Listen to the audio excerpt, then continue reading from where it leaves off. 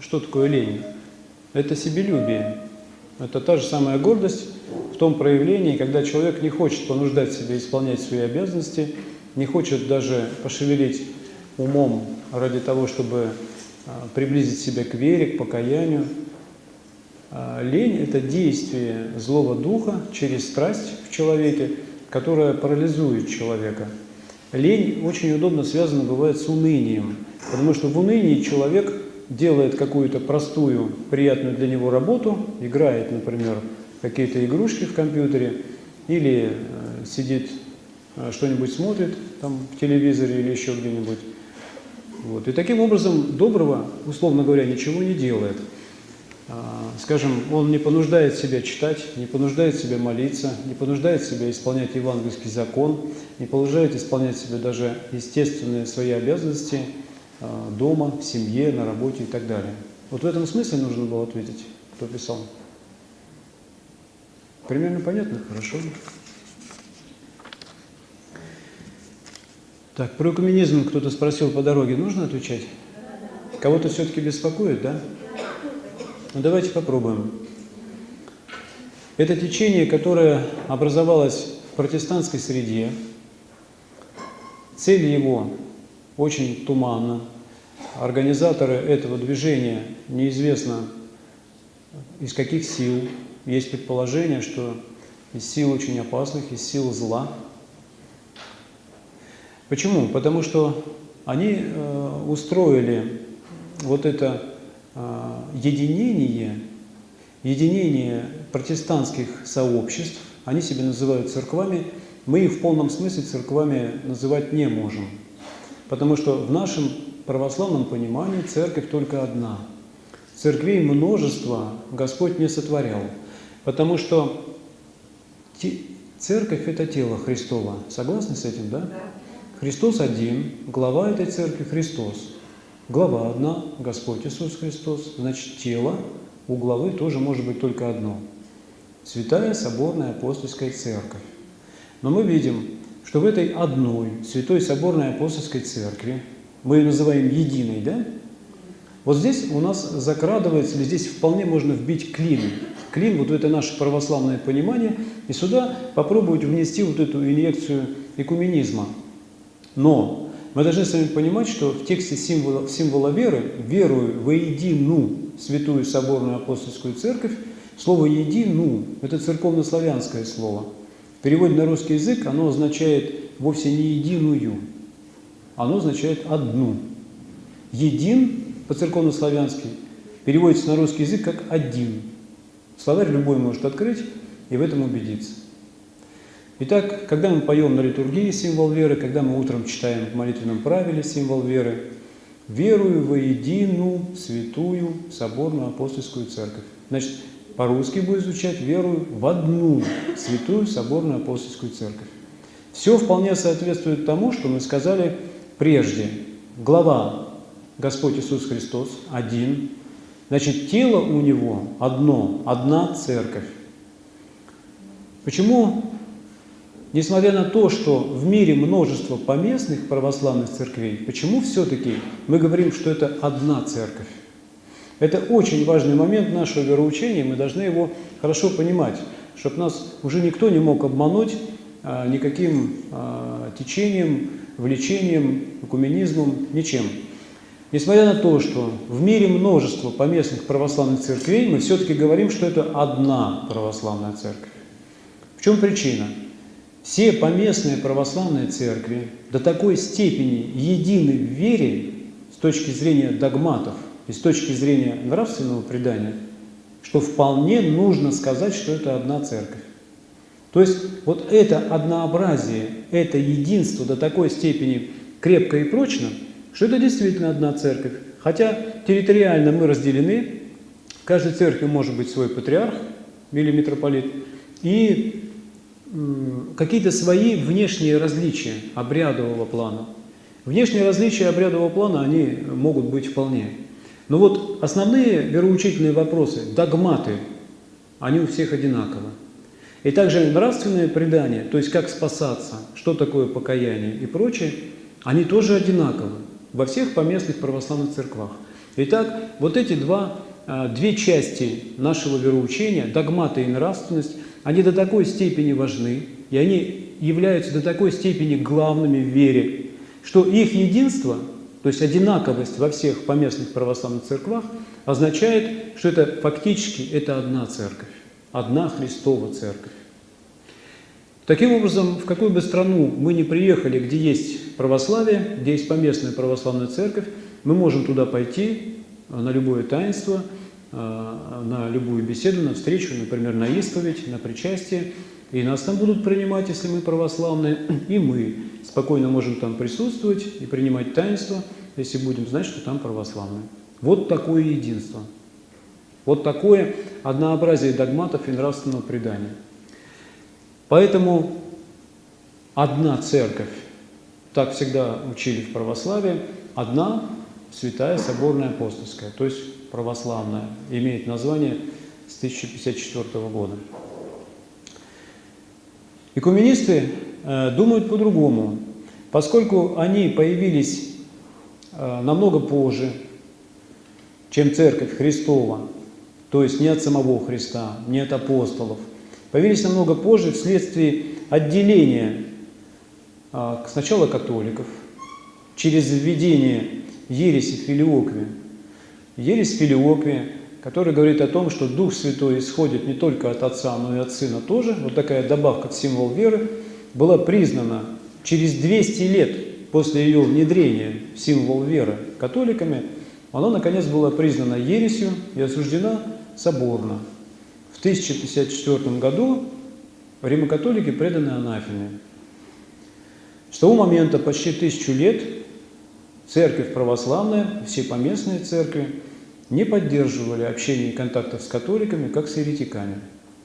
От католиков в последующем отделились протестанты, враждуя, протестуя против единоначалия Папы, его единовластия,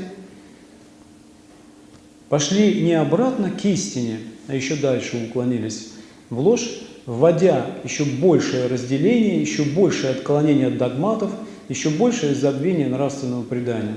Итак, в последующие века протестанты дробились и делились больше и больше, и множество их течений, сообществ или сект по всему миру имеется, и плодятся они до сих пор.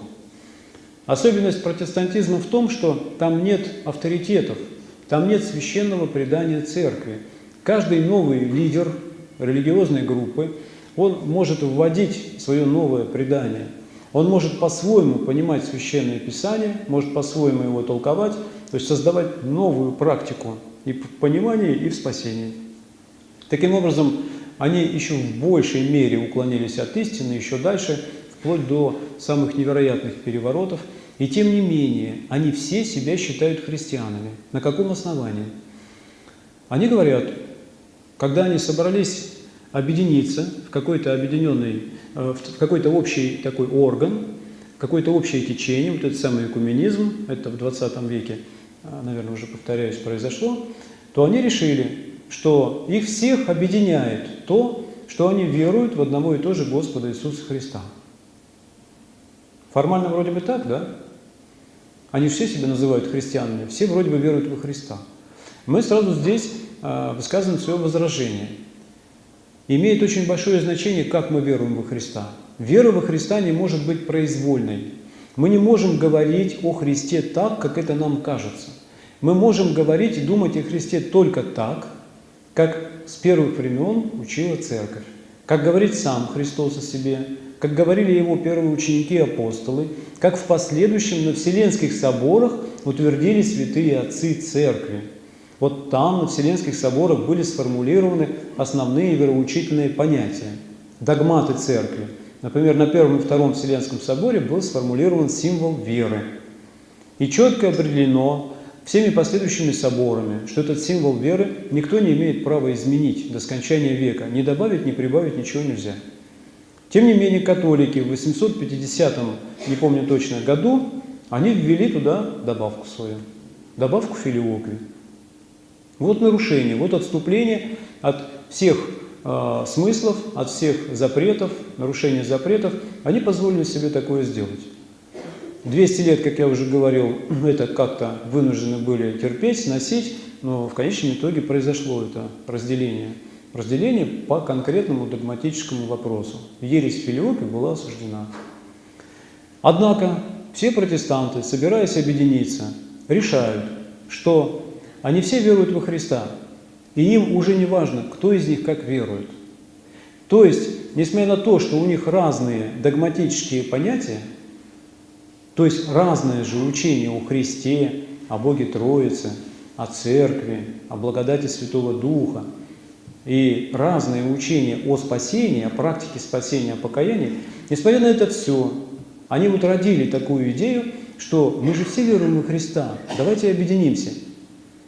Но чтобы каким-то образом сгладить противоречия между собой, они придумали такую версию, что учение о Христе, оно постепенно видоизменялось, чтобы оправдать свои отклонения. Понятно же, да? Они наводили всяких отклонений, изменений, ересей, и как-то же надо себя оправдать, и как-то надо всех собрать, примирить. Такой лукавый тактический ход сделали, что вы так думаете о Христе, мы немножко вот так думаем, эти вот так, эти еще вот так понемножку. Они говорят, это все разнообразие, которое нам глубже открывает Христа. Видите как? Помимо истины, которая всегда одна. Истина ведь только одна может быть, да? А все, что противоречит истине, это уже ложь, это все от лукавого. Это ереси. Это лжеучение, опасное лжеучение. А ересь есть хула на Святого Духа. Вот когда мы говорим ересь, мы не совсем понимаем. Мы понимаем, что это что-то плохое. А когда святитель Игнатий Брянчанинов такую формулировку дал, это уже звучит крайне серьезно. Это хула на Святого Духа. Значит, Дух Святой открыл истину вот в таком виде, на соборах, через святых отцов. Не сами отцы методом голосования сформулировали эти догматы, а Дух Святой открыл им эти формулировки, которые они изложили. Вот если мы так думаем, как православным положено думать, то никаких отклонений от догматов быть не должно, потому он называется догмат. Надо сохранить догматы до скончания века неизменными. Причем не только текст их сохранить, ничего убавлять и не добавлять к ним, но и смысл догматов должен пониматься всегда одинаково, так как всегда его понимала Церковь. Догматы только появились на соборах, как вы думаете? Впервые они появились на соборах, до этого их никто не знал? Догматы были известны в Церкви с самого начала. Это то, как учил Господь Иисус Христос, как учили апостолы, как учили следующие святые отцы равноапостольные, как нужно их понимать. Итак, догматы были известны с самого начала. Четкие формулировки потребовались тогда, когда появились еретики в Церкви. Еретики, которые начали уводить стадо в погибель. И вот тогда, чтобы противодействовать этим ересям, ересь – чрезвычайное зло. Оно отгоняет ересь отгоняет благодать, потому что хула на Святого Духа, и там, где есть еретическое учение, там благодати Святого Духа быть не может. Потому что Дух Святой там хулится. Вот так всегда учила православная Церковь. Они, не обращая внимания на это все, будучи убеждены, что они тоже христиане сами по себе, что они имеют разнообразие в учении о Христе. И если это разнообразие всех христианских сообществ, не по праву называющих себя христианскими, как говорит святитель Игнатий, но они себя так считают, всех, кто верует во Христа хоть бы как, неважно как, они говорят, если нас всех собрать вместе, то это получится одна общая картина, которая состоит как бы из разных пазлов. Если эти пазлы, как они говорят, все собрать и уложить правильно, да, то это получится вот та прекрасная картина, которая, только такая картина, будет раскрывать все о Господе Иисусе Христе. Интересный взгляд. Вся ложь, которую они родили за все эти столетия, вся ложь, они говорят, если ее собрать в одну картину, то вот только она становится истиной. Видите, какой абсурд? Полный совершенный абсурд с нашей точки зрения, когда мы верим, что истина только одна. Потому что Господь сам говорит о себе, «Я есть путь, истина и жизнь». Только Бог есть истина. И то, что открывает Он или Дух Святой в Церкви Христовой, только это могло быть истиной. Все отклонения от этих истинных понятий, которые сформулированы на Вселенских соборах, и именно потому сформулированы, что стали появляться в Церкви ереси, которые стали разлучать Церковь, разделять Церковь, убивать убивать спасение в церкви. Потому что ложь от лукавого, а отец лжи – дьявол. Вот тогда формулировки появились четкие и ясные, с предупреждением, что никто не имеет права их изменять никогда. И понимать их нужно одинаково. Несмотря на это все, протестанты собирают эту свою картину из разных пазлов, которые являются, с нашей точки зрения, отклонениями от истины, значит, ложи, и говорят, что они в своем учении равнозначны нам, что у нас тоже есть свой взгляд, для нас тоже найдется место для нашего пазла, который сюда в картину, если вставить, то она будет полной. В принципе, они и без нас могли обойтись, но они усиленно приглашали православных вступить в это самое движение. И когда от них появилось активное предложение в 1948 году, то у нас в Советском Союзе прошло совещание, все православные совещания, где поместные церкви присылали своих делегатов, не помню, патриархи проезжали или нет, но там на этом совещании был сделан очень такой веский, основательный доклад святителя Серафима Соболева, которого 2-3 февраля нынче причислили к лику святых в Русской Православной Церкви. И вот там он разоблачает этот экуменизм, показывая его гниль. На этом основании приняли решение не вступать в экуменизм. Кстати, интересно, как это так в 1948 году при таких гонениях жутких, как это так сумели собрать все православные совещания. Не знаете, как это все произошло необычно? Ну да, конечно, Господь, но как это все выглядело, почему так случилось, отдельная тема, хотя бы коротко скажу, она сама все очень интересна. Оказывается, это была инициатива Сталина. Есть такой фильм в интернете «Сталин и церковь». Вот если вы наберете эти слова, то фильм вам покажется «Сталин и церковь».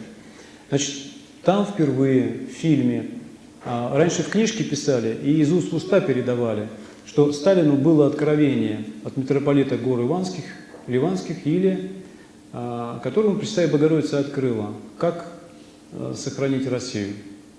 Слышали об этой истории или нет? Вот, оно раньше там из уст в уста ходило, сейчас оно уже в официальном виде с применением первоисточников, с применением видеозаписей того времени. То есть из архивов разрешили это, видимо, взять наконец. Показывает сам этот митрополит, как он приезжал в Советский Союз.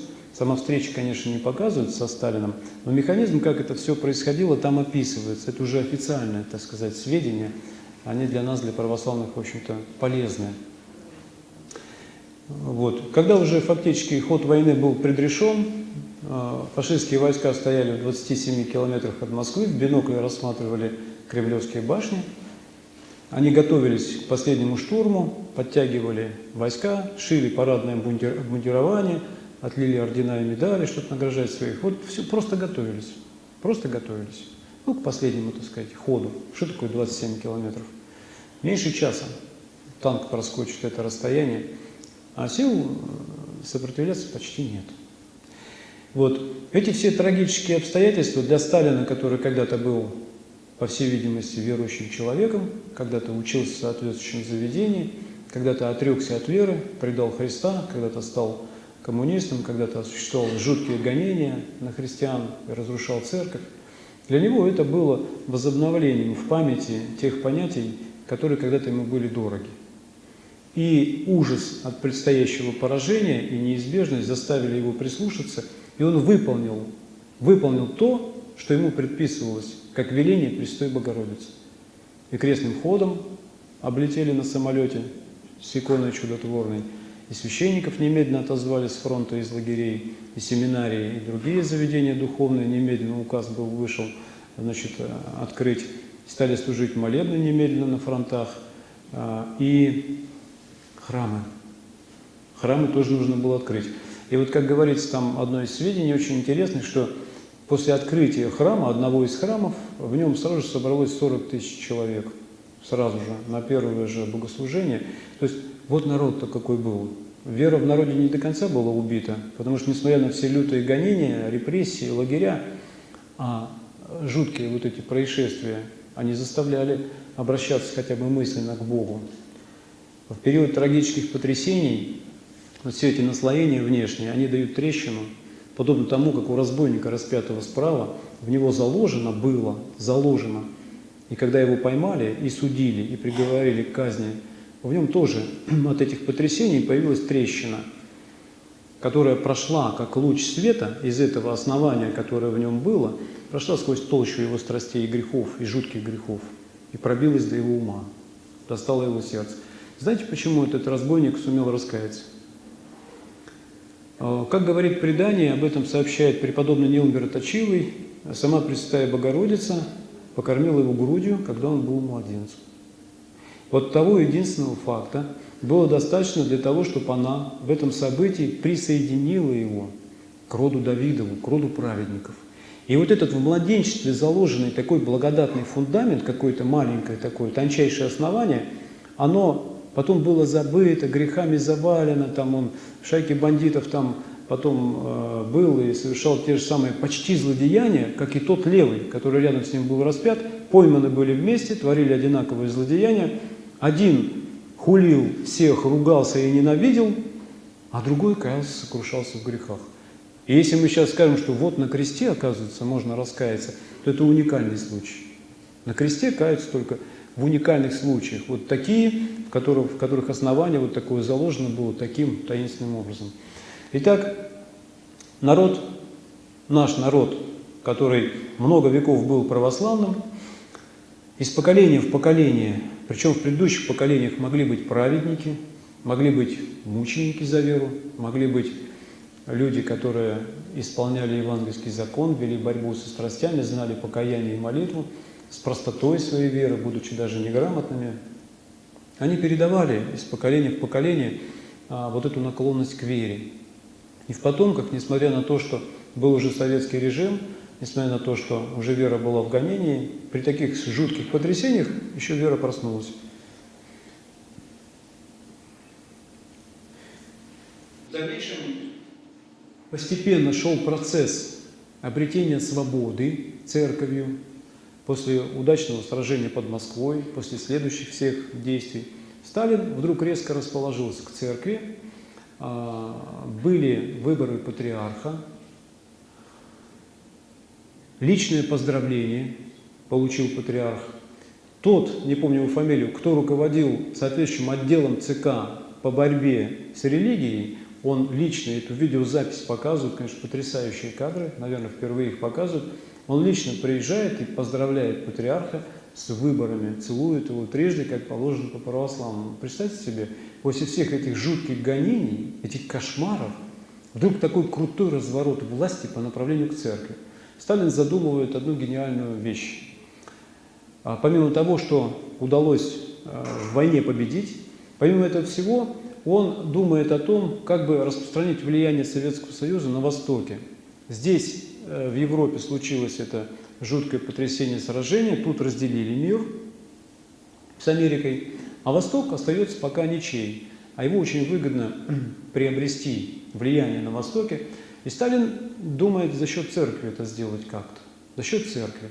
Там же православные, и у нас православные. И предлагается созвать 8-й Вселенский собор на территории Советского Союза. То есть вот увлеченный этой идеей, чтобы так через церковь как-то Восток приблизить к Советскому Союзу постепенно и, может быть, там распространить и влияние коммунистическое, к сожалению, это не удалось, потому что патриархи восточные все однозначно отписались, что собору быть только на Востоке. Только на Востоке. В Москве не быть собору. Ну, это причины и догматического плана, и исторического плана, и тем более здесь советская власть и все прочее. И тем не менее, в 1948 году все-таки всеправославное совещание такое состоялось. Церковь воспользовалась еще этим моментом, удивительным в истории, когда в церкви патриарх особенно и все его приближение понимало, что счет идет не на годы, счет идет на недели, что вот-вот мнение великого вождя переменится, и снова начнется мясорубка. Поэтому успевали открыть как можно больше храмов, вызволить как можно больше священников, извлечь из запасников музеев хотя бы какую-то часть мощей святых, икон, которые все были там где-то растолканы и запрятаны, открыть как можно больше монастырей. Вот так продолжалось недолго. Как только Сталин понял, что американцы успели, быстрее там. Они больше давали денег туда, они влияние туда быстрее распространили. Через церковь не удалось это сделать, и на церковь снова начались гонения. Итак, тем не менее, было решено, что экуменическое движение не соответствует православному вероучению, туда вступать нельзя.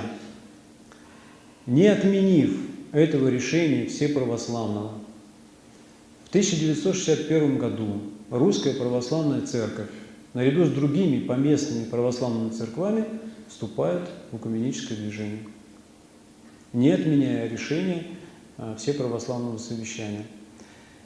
Некоторые исследователи предполагают, что это было тоже давление власти.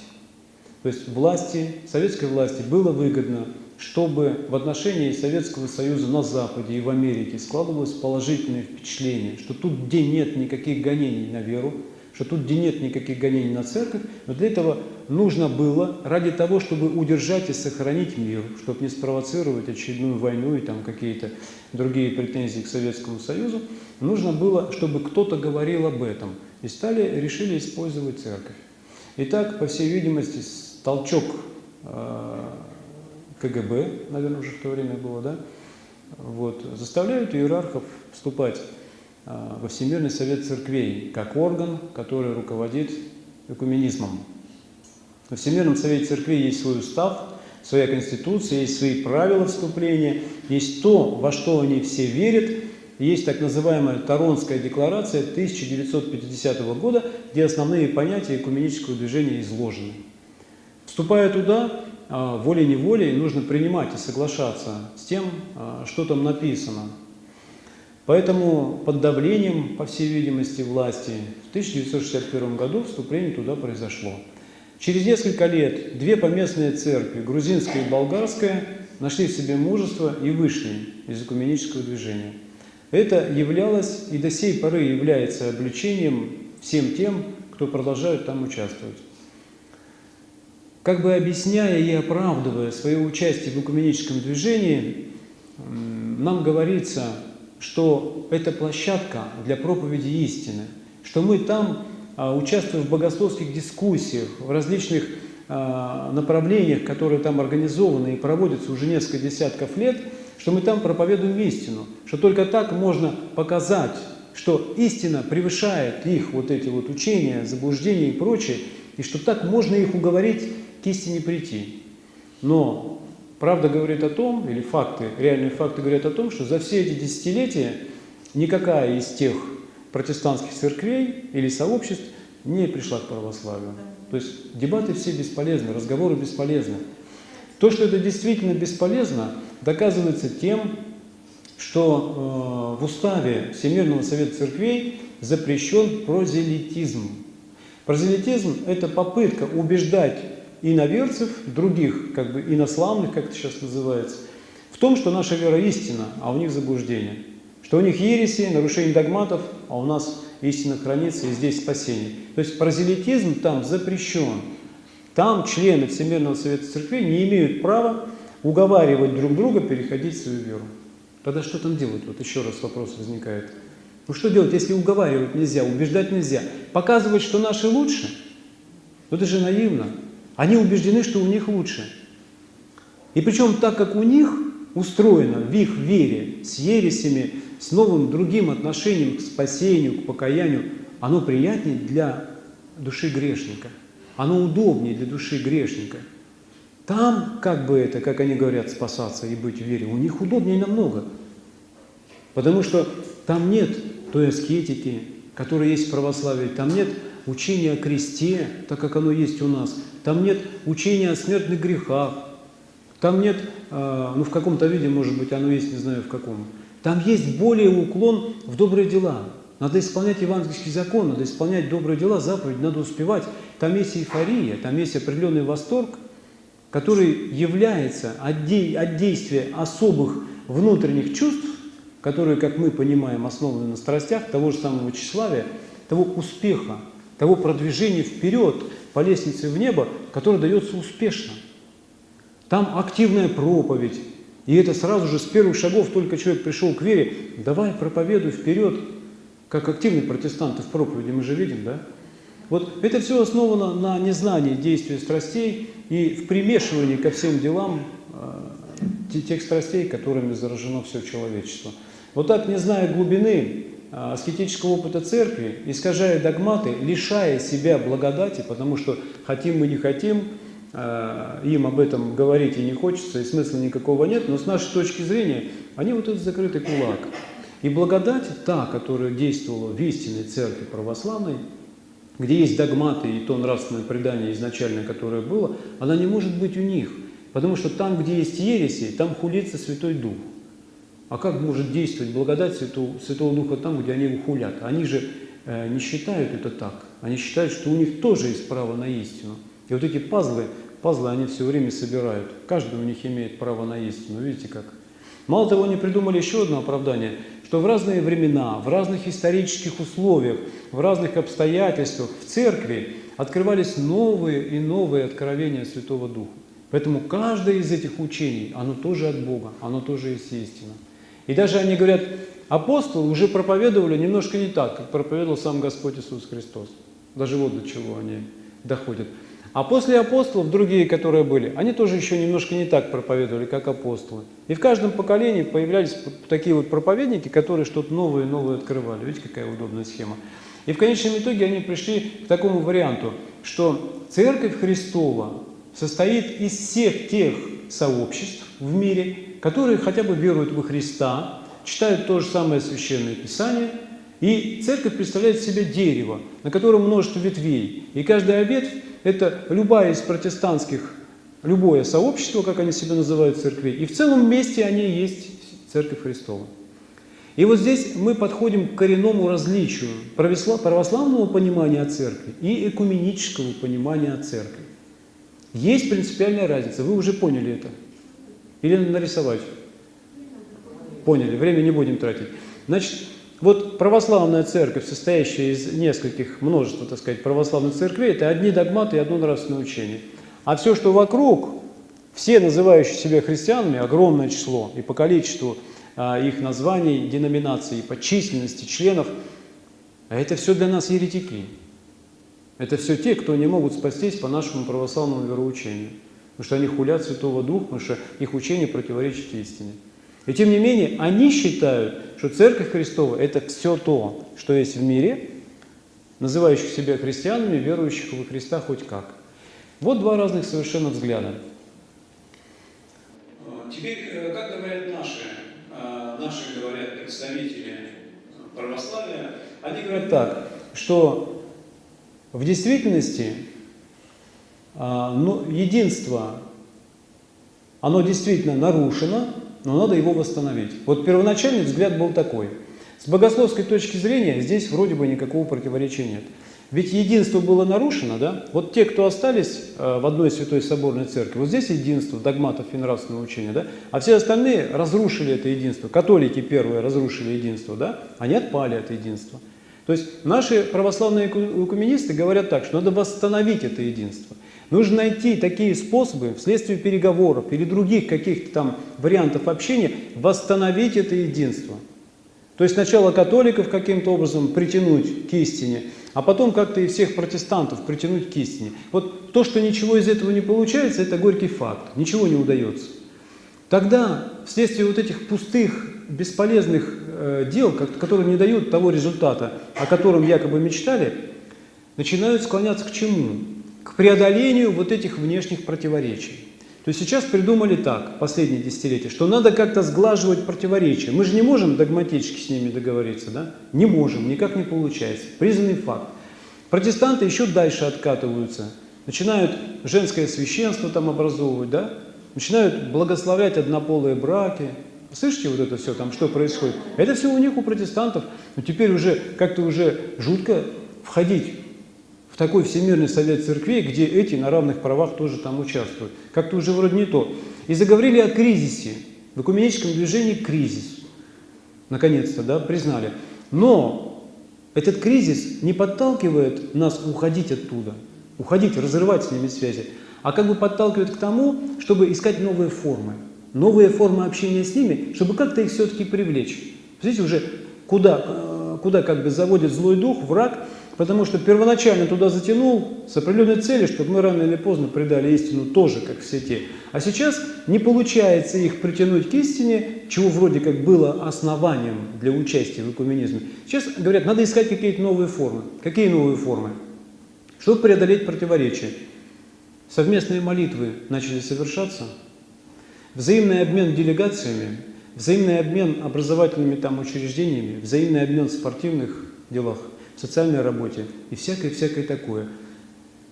Такая лукавая мысль появилась, что эти противоречия с ними, догматические, можно преодолеть через разные варианты социального, нравственного служения и общения, вплоть до совместной проповеди Евангелия. Почему? Потому что разделение препятствует проповеди Евангелия. Если мы разделение это преодолеем, то мы проповедь Евангелия успешно поведем во всем мире. Видите, как все тонко, как все лукаво. Ну, а что значит молиться вместе? Если мы не будем с ними вместе молиться, они же будут видеть, что мы их презираем, да? Если мы говорим, что мы с ними действительно как бы заодно и хотим через это как-то их убедить принять православие, то надо показывать свое движение к ним. Как показывают? Нарушать каноны. Поэтому наши представители, в том числе и иерархи нашей церкви, пошли на нарушение канонов церкви. Каноны кем установлены? Это веление Святого Духа, которые тоже приняты на соборах. На соборах.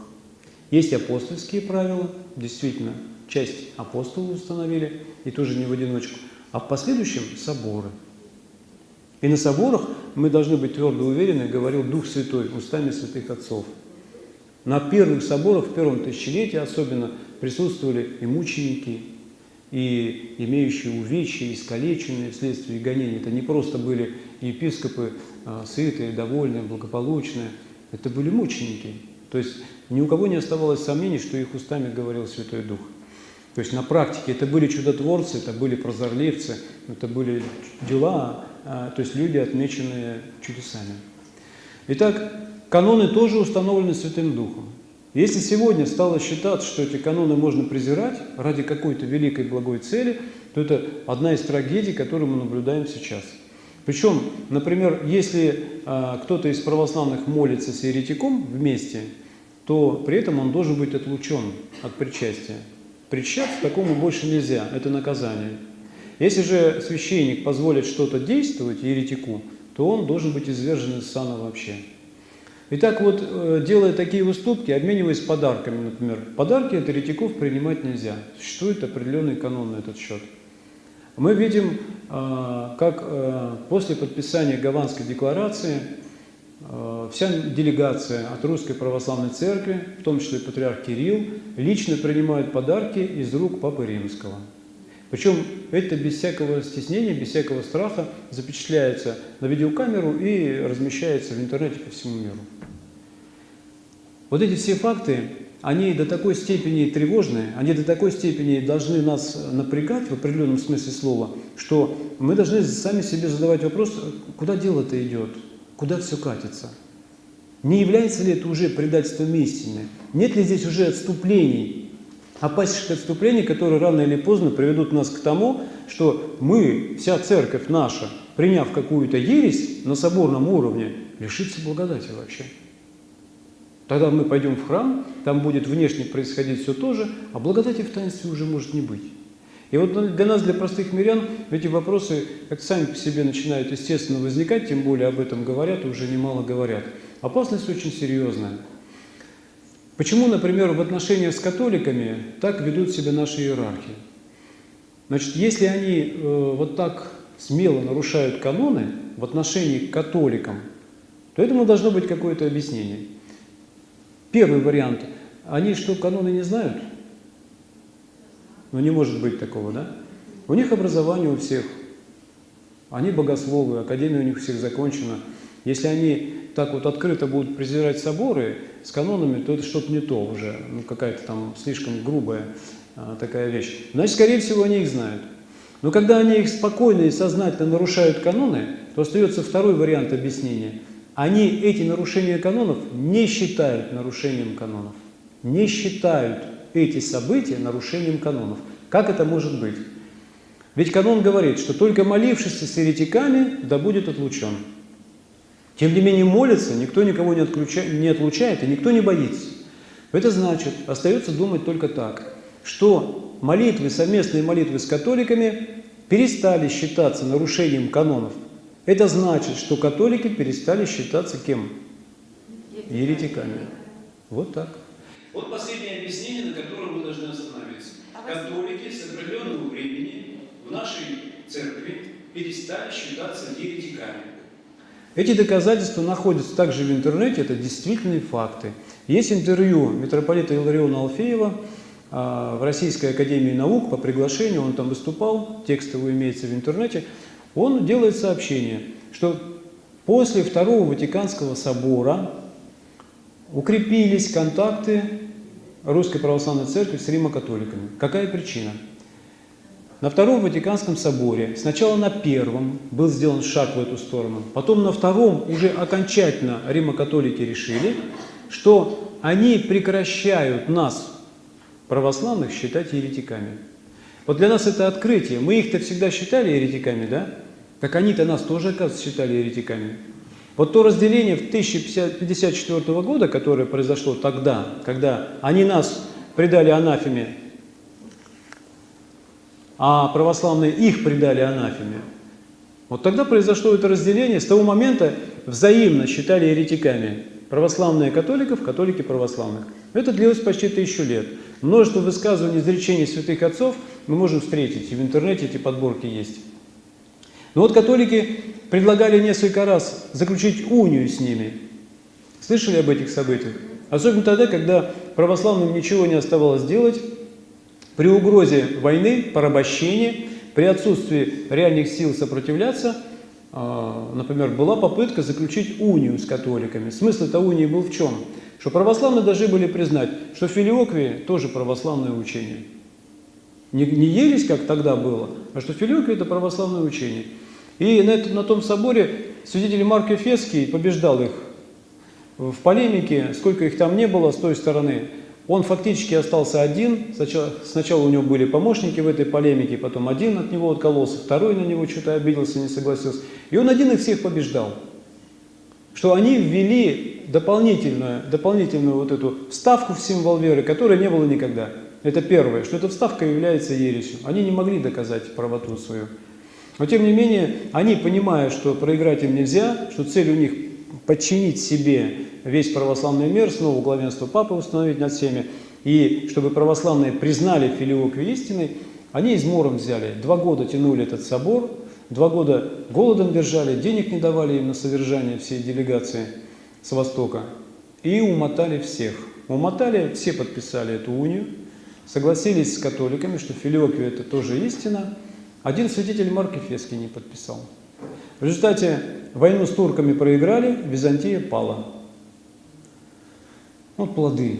То есть не на Бога понадеялись, а на земную силу. От католиков хотели получить военную помощь. Ни помощи, как говорят, толком не получили. И потеряли свою независимость и свободу.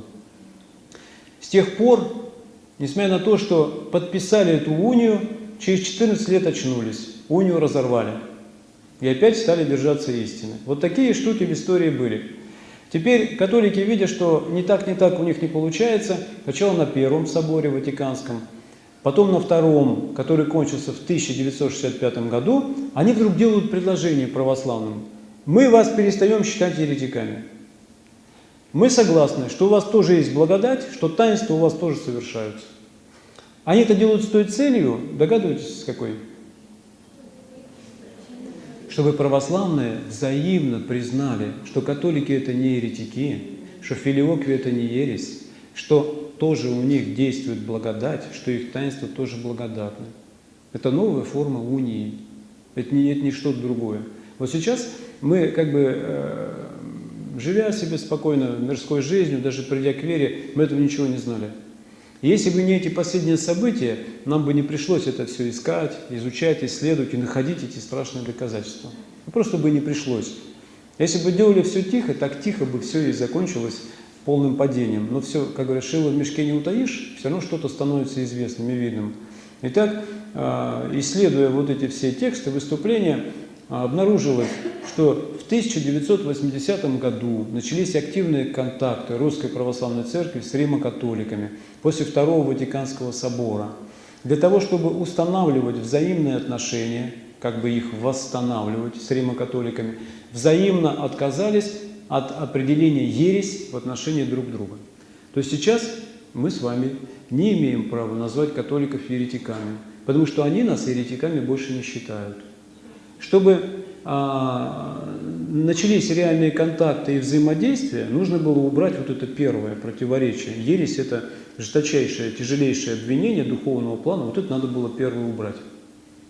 Значит, потом вследствие переговоров пришли к согласию, что они решили, что у нас таинство есть и благодать есть, мы больше не еретики, ну и наши как-то так негласно, не на соборном уровне пока еще, но тоже ответили, что у вас тоже есть благодать, мы согласны. Причем случился один потрясающий факт. Сразу после окончания Второго Ватиканского собора в 1965 году Вселенский патриарх Афиногор снял анафему с католиков. Представляете, в 1054 году анафему наложили на католиков, да? А после Ватиканского собора 1965 года, когда они решили, что мы не еретики, у нас есть благодать, патриарх Афиногор, единолично, я не знаю, или с синодом, сняли анафему. Там собор в 1054 году наложил, а тут так вот сняли. То есть анафемы взаимно сняты на официальном уровне. Вселенский патриарх от имени всей православной церкви снял с них анафему. Мы об этом вообще ничего не знаем. Живем дальше спокойно. С 1980 года начинаются контакты РПЦ. Получили свободу, да? Церковь в тот момент, у нас демократия опять появляется, церковь получает свободу. Усилились контакты с католиками. Процесс идет уже давно, оказывается. Уже давно. Мы об этом начали слышать в последние времена, как начинают проводить совместные богослужения, как на наших православных литургиях присутствуют католические священники. Из разных епархий приезжают люди и говорят, у нас уже в епархии ни одного храма не осталось, где бы во время литургии не было католиков. Говорит, и в алтарь уже их пускают даже. В другой епархии говорят, архиерей своим приказом назначил священника, ответственного за взаимоотношения со всеми другими конфессиями. И у него одна из обязанностей раз в неделю бывать в католическом храме и вместе с ними быть на службе молиться. Вот в нашей епархии пока мы не видели, не слышали такого, но из других епархий вот такие слухи доходят, там их называют прямо эти епархии. То есть все, процесс идет и очень активно. Если где-то не служат, то встречают делегации, отправляют делегации. Они знакомятся с нашими святынями, устраиваются различные там конкурсы, соревнования, обмен мнениями и так далее. То есть метод, экуменический метод, которым начали стирать границы, он заключается в усилении контактов, в усилении дружественного общения, при котором те, кто еще консерваторы остались, ну их не так много уже осталось, это в основном люди, которые как-то восприняли это, как говорят, с молоком матерью, это еще часть священников, которые искренне держатся истины, в основном это священники уже в возрасте. Не знаю, сколько осталось архиереев, 2, по крайней мере, только открыто объявили об этом, остальные молчат, неизвестно, то ли они согласны, то ли просто побаиваются. Вот, процесс идет активный процесс, начинается дружба, начинается общение с целью стереть вот эти границы, а потом, что останется-то? Если по факту взаимно признано, что благодать здесь и здесь тоже есть, таинства и здесь совершаются, что осталось делать? Взаимно в таинствах участвовать, и все. И все. Это же уже не нарушение канонов, видите? Поэтому так свободно общаются, принимают подарки, вместе молятся уже. Поэтому так свободно. Поэтому родилась вот эта декларация, которая тоже шуму наделала, расстройства много принесла. Тексты составляются так, чтобы в этих текстах не было догматических нарушений, за которые можно было бы применить там какие-то реальные, например, 15-е правило, скажем, двукратного собора, по которому можно не поминать, например, патриарха, если он открыто проповедует ересь. Слышали такое правило, да? 15-е правило двукратного собора. Но с юридической точки зрения правило имеет четкие формулировки. Каноны – это как статьи закона.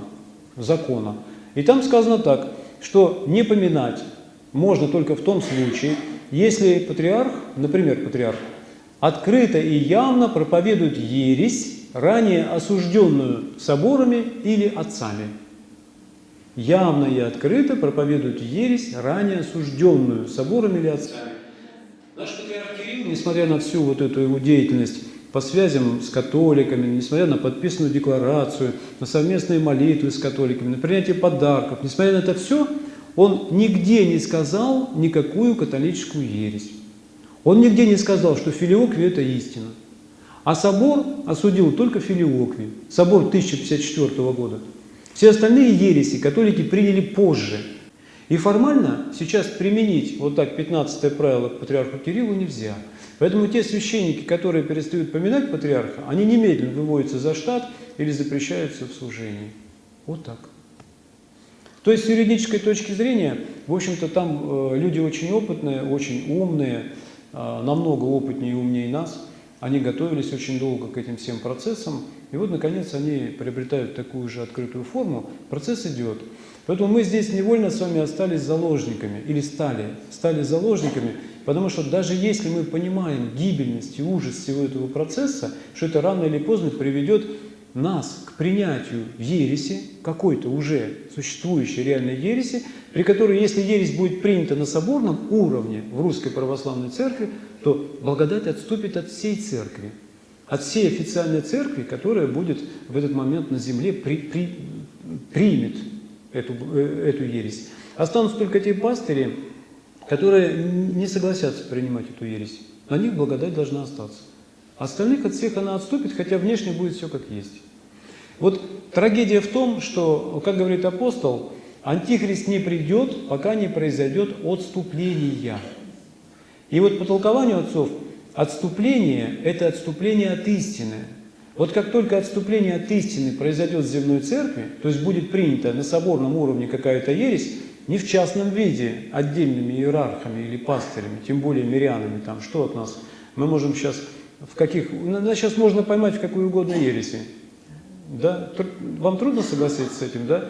Я как-то на лекции пробовал, задаю вопрос, ну давайте, говорю, дайте мне объяснение вот этого догмата. Говорят так, задаю наводящий вопрос, чуть-чуть около, еще угадывают. Еще один задаю наводящий вопрос, еще рядом, хлоп, ересь. Из зала прямо говорят открыто, да, вот я говорю, ересь. Это очень легко с нами сделать, потому что мы с вами неучи.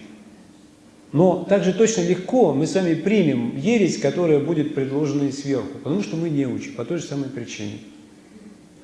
Мы не знаем ни в теории догматическое учение, не понимаем его, не можем его понять. Вот про церковь разбирались с вами сколько, да? Вот церковь такая, вот она, наша святая соборная апостольская, а вот они, экуменисты, говорят. Так вот, если нам постепенно предложат новое экуменическое учение о церкви, мы даже с вами не заметим, мы прохлопаем этот момент. Почему? Потому что символ веры, текст меняться не будет. Есть предсказание кого-то из святых последних времен, что изменят символ веры.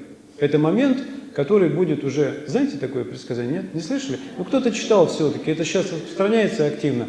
Так вот, не будут менять по тексту символ веры, изменят смысл, понимание вот этого догмата о церкви. Вот и все. На этом может все закончиться.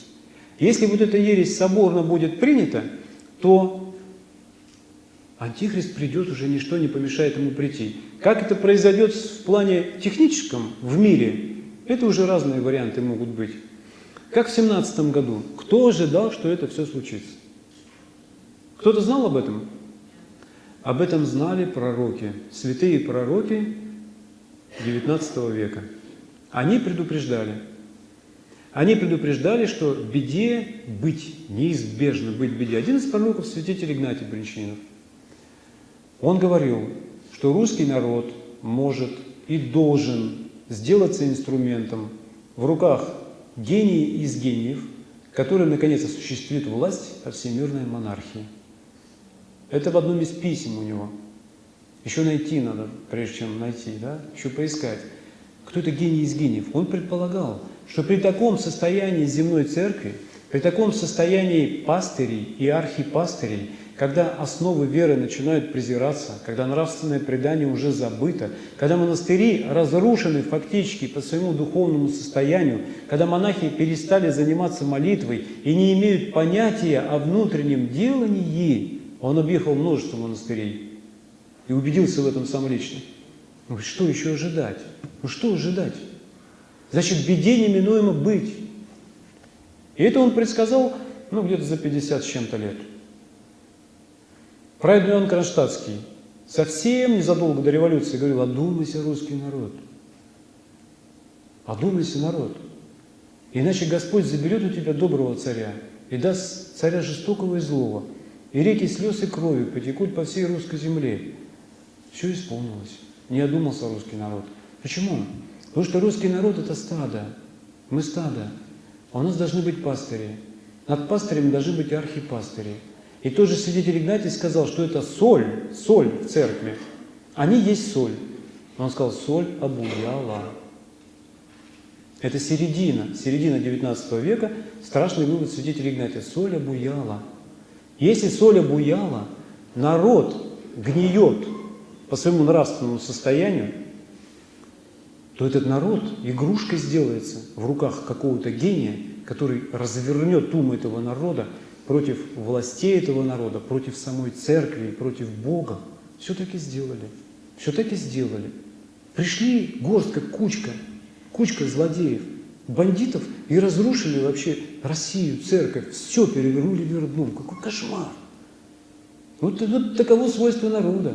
Народа, потерявшего веру. Вот и все. Кто виноват? Кто виноват? Народ виноват. Народ сделали быдлом. Стадо – быдло. А должны быть овцы разумные. Но чтобы мы были овцы разумные, нас надо учить. У нас должны быть пастыри, должны быть архипастыри. Их первая главная задача – это сохранять чистоту веры, следить за догматами. Вторая, не менее главная задача – учить народ нравственной жизни, то есть учить покаянию. Вот сегодня мы испытываем на себе тяжелейшее давление, говоря о покаянии. Претензии, гонения, всякие указы несправедливые, без объяснения причины. Наезды и в своей епархии, и снаружи, и в интернете, там сколько войн уже терпим, перетерпели, и сколько еще будет, никто не знает. За что? Только за то, что проповедовать покаяние стали. Покаяние ненавистно дьяволу, вот и все. То, что должны делать архипастыри и пастыри, взялись делать мы, горстка мирян. Разве трудно таких с лица земли стереть? Если уж великим, такому как Иоанну Крестителю, просто голову отрубили. Какая-то блудница сплясала, раз, царь издал приказ. Головы нет. Проповедников покаяния гнали во все времена, поэтому уделяться не остается. Но для возрождения есть ли еще время и сила? Вот это самый главный вопрос. Кто будет возрождать? Способен ли еще наш народ воспринять веру в том виде, как она должна быть? Воспринять покаяние. О вещах можно говорить очень долго, потом сесть вместе, кружком и поплакать еще целый час. Но изменить, как миряне, мы ничего не можем. В этом вся главная трагедия. Мы с вами действительно заложники всех этих процессов, которые начинаются с наших архипастырей. А как же Бог, да? Неужели Бог попустит к тому, чтобы вот все так развалилось? Бог попустил предыдущий в 17 году. Он попустил, потому еще не конец был. Хотя святитель Игнатий говорил, что сделается инструментом русский народ в руках гения из гениев, который наконец осуществит мысль о всемирной монархии. Кто это всемирный монарх? Антихрист. Святитель Игнатий немножко опередил события, потому что мир еще не был готов к приходу Антихриста. И был другой, предтеча его, который вот так перевернул все в России.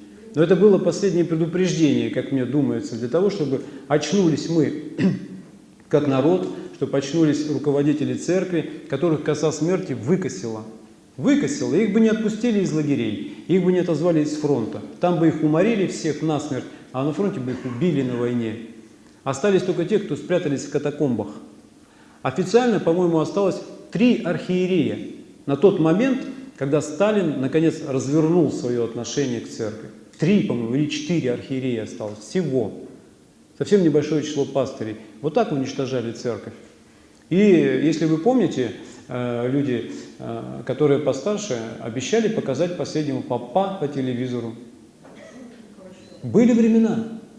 То есть Почему же все-таки будет или не будет попущение Божие на эту трагедию? Будет, обязательно будет, потому что оно предсказано в Священном Писании. Если бы Бог хотел продлять жизнь мира бесконечно, то никогда бы не появилось у нас в Священном Писании такого грозного предостережения, что будет конец света. Раз. Перед концом света будет править Антихрист 3,5 года. Два. И он придет к власти только тогда, когда в церкви произойдет отступление от истины. То есть будет соборное принятие какой-то ереси. Тогда уже ничего не помешает Антихристу прийти к власти. Как это произойдет? Я говорю, это вопрос, технический вопрос. Примерно так, как это произошло в 17 году. Примерно. Сценарий какой-то будет похожий. Передряга какая-то очень серьезная, обнищание народа. А народ сегодня вообще расслабленный. Это тот народ не выдержал, представляете, тот народ, да? Который шел из той православной России, но был опущен, расслаблен, превращен в быдло. Руководители, вожди народа первые потеряли веру. Архипастыри и пастыри перестали почитать догматы, перестали сами знать нравственность покаяния, перестали народ учить покаянию. За исключением некоторых, имена, которые мы знаем, но это так мало, это уже так мало было. Поэтому случился 17-й год. Никто не ожидал, никто не ожидал. Ведь царя-то свергали кто? Не коммунисты же. Надо посмотреть вот на эту историю, как она же уникальна. Временное правительство, которое хотело спасти Россию, да? Говорит, Россия в кризисе, никто не может управлять Россией. Все, власть потеряла способность. Царь при этом то же самое говорил, царь Николай Александрович, кругом измена, трусость и обман. Вот этот народ, то есть вот эти помощники, до поры до времени, называющие себя, значит, героями и патриотами, в какой-то момент щелк, договорились, переключились и решили, что надо заменить царя, в нем вина. Как будто бы он мешает прогрессу, он мешает демократии. Добились своего, образовали временное правительство. А потом, попущением Божьим, хоп, и все это временное правительство под меч пошло. А вышли совсем другие вожди и руководители. Вот так. Правильно он Кронштадтский предупредил, будет. А как будет, это уже дело техники. Вот нечто подобное что-то может случиться и с нами. Причем царь Николай Александрович приготовился к войне. Первая мировая война с Германией. Сначала проигрывали, а за зимний период подготовились, обмундирование, вооружение, войска сформировали. То есть должны были победить, как говорят специалисты, исследователи. Но победа была неизбежна уже. Так ведь свергли, выкинули, да, отстранили. А потом другие уже убили, как жестоко у нас в Екатеринбурге. Поэтому какой сценарий здесь дьявол разыграет? По крайней мере, если Бог сказал, что Антихрист придет, значит придет. Прийти мирным путем, спокойным, вряд ли удастся, потому что сегодняшняя власть в России защищает национальные интересы России и не идет на сговор с Западом и с Америкой, а выходит на противостояние с ними, а они хотят подчинить нас себе. Они хотят спокойно, мирным путем установить свое всемирное правительство, под это еще и общую религию сделать, чтобы еще и здесь как бы все подмазать, чтобы все, кто фанатики, которые веру еще имеют, последние, чтобы они тоже успокоились и приняли этого нового религиозного лидера, который будет одну общую религию проповедовать и этим всех примирит. Он просто скажет, что он даст всем мир и хлеб. И народ измотанный, уставший, а войну развязать сейчас проблем нет. Например, на Востоке ее сейчас развить, обострить, это измотает за несколько лет все наши силы. Бюджет дырявый станет, как было недавно. Если тогда мы как-то выдержали, то сейчас можем не выдержать. То есть это все фантазии человеческие, но по факту как-то оно разыграется. Поэтому сейчас вопрос стоит в том, потеряет церковь истину, уклонится в какую-то ересь, какой-то из догматов предаст презрению, или все-таки этого удастся избежать, тогда отсрочка еще какая-то произойдет. Некоторые люди говорят, так ересь-то уже приняли. Говорят, вот 2-3 февраля Архиерейский собор был. На соборе приняли документы к Критскому собору. Один из этих документов явно еретического содержания. Он называется «Отношения православной церкви с остальным христианским миром». Туда вкрапляются некоторые выражения, которые от экуменистов явно взяты. Внешне все как бы как надо, но там эти моменты есть. Те православные церкви, которые поместные, которые не поехали на собор, они видят там эту трагедию догматического плана, и поэтому отказались ехать на собор. Это всего 3 поместных православных церкви. грузинская, болгарская и антиохийская. Наша русская православная церковь, несмотря на то, что принимала самое активное участие в подготовке собора, активно собиралась ехать на собор, не поехали представители нашей церкви на собор только потому, что 3 поместные церкви не поехали туда.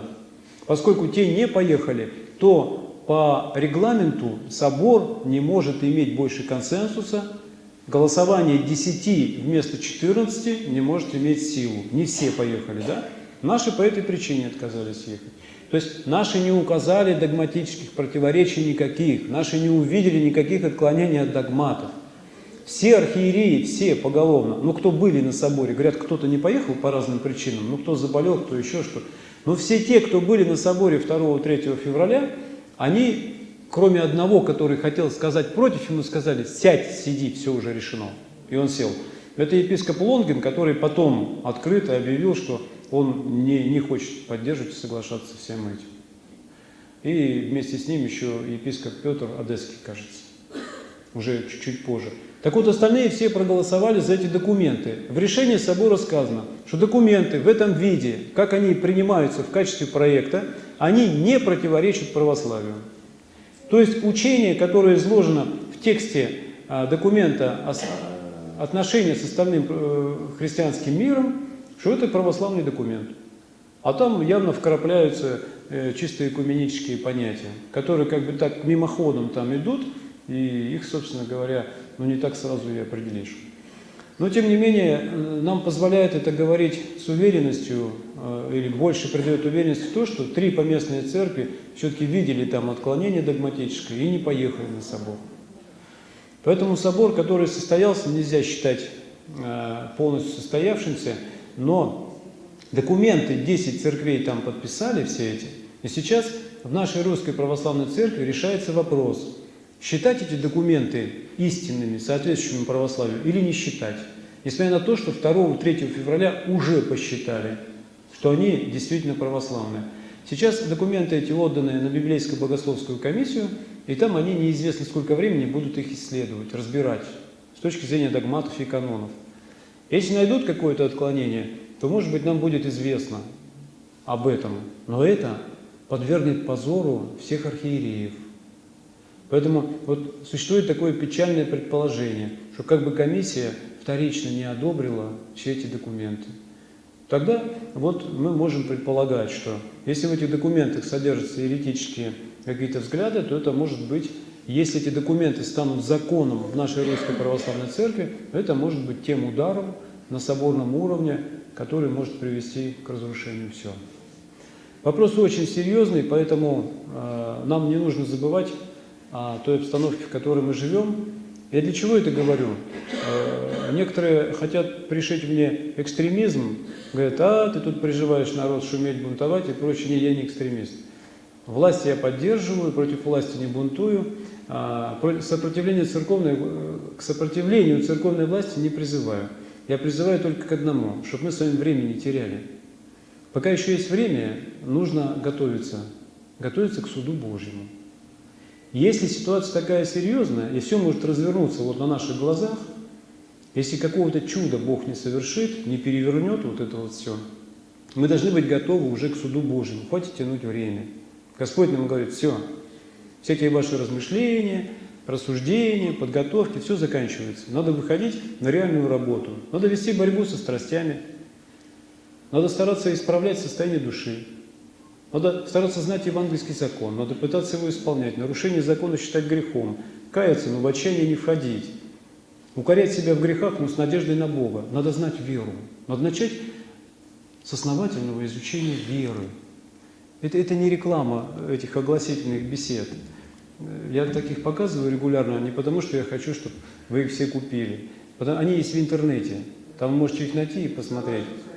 Да, что речь идет о том, что их желательно посмотреть, потому что основу веры можно взять закон Божий, читать закон Божий, но при этом там есть некоторая сухость изложения, которая не всегда бывает понятна для ума неподготовленного, хотя там никаких нарушений, отклонений нет, можно читать и просвещаться.